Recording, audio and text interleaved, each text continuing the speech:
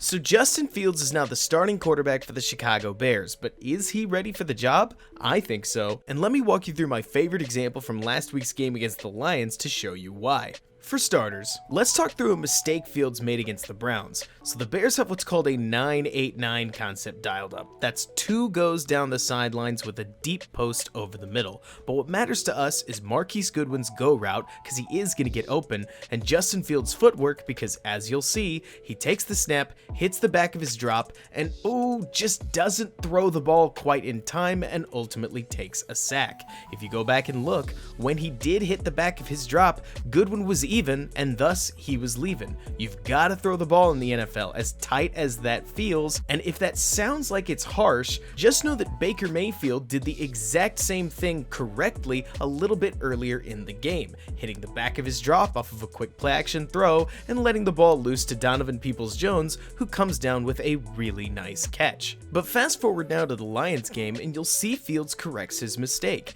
The Bears have a similar concept. It's not a 9-8-9. This time Jimmy Graham is going to run a deep dig over the middle, and the tight end Cole Kmet's going to do something. But what really matters here is Darnell Mooney's go route, and again, watch Fields' timing on this throw. This time he takes the snap, 3-step drop, and he lets the ball loose beautifully. Not to mention, this placement is absolutely fabulous. When a receiver's running a go route just like this, their responsibility is to do exactly what Mooney does here, positioning themselves on a line between the defender and the sidelines. This is literally to present the quarterback a target to throw the ball into without the cornerback getting involved, and as we can see from Fields' throw placement, there's just no way to defend a throw properly placed between the receiver and the sidelines with the cornerback on the inside. Mooney hauls in a beautiful 30+ yard gain, and the Bears ultimately set up to score. It's all timing, and it's a big improvement from just 1 week ago. But playing quarterback isn't just about hitting big throws, it's also about making reads and converting on key downs, which is exactly what Justin Fields does here. So the Lions start this play in what looks like it's going to be some sort of too-high shell, and it's likely they're in man coverage based on the shift that we see from the linebackers following Darnell Mooney and Damian Williams in the backfield, so there's a very good chance that the Bears combination, which looks like Allen Robinson running a curl route and Damiere Byrd running a curl route, and Kmet running a curl route, a lot of curl routes in this Matt Nagy offense, chances are this is going to be wide open because this safety should bail out, and especially if this guy is playing outside leverage man coverage, Allen Robinson should roll right through. Easy completion, right?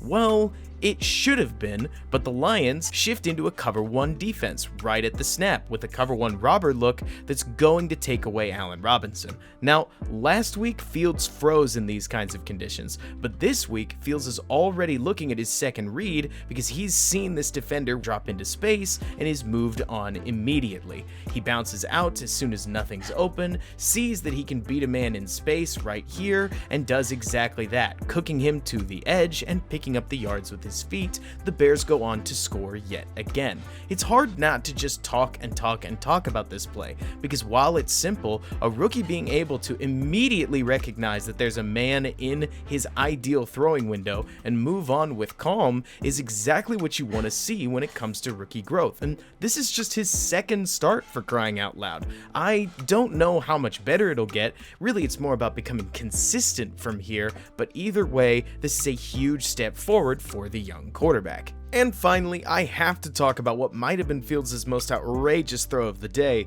this play-action deep post bomb to Allen Robinson with Damiere Byrd coming across the way. So, first thing to notice, Fields actually checks into this play, seemingly killing the initial play call with that swipe across his chest, and by the time he throws it, it is just beautiful. Not only is the placement gorgeous, but I love the confidence. The key here that I want you to pay attention to is that when Fields eyes this up, he sees that this defender has his hips in the wrong direction, and because of that, he knows that this defender is going to have to turn over at least one of his shoulders, and in doing so, he's going to have to take his eyes off of the throw. That means that this defender has been basically erased from the play, leaving Allen Robinson wide open with a throw that just has to beat the safety. So when Fields does throw this ball, that's exactly what happens. The underneath corner can't make a play, the the safety doesn't attack down on it, and Allen Robinson comes down with a ball that's just too good for a rookie when you really take a look at just where this landed in terms of the sidelines. It's not even over the white line. Robinson has plenty of room to drag his feet and come down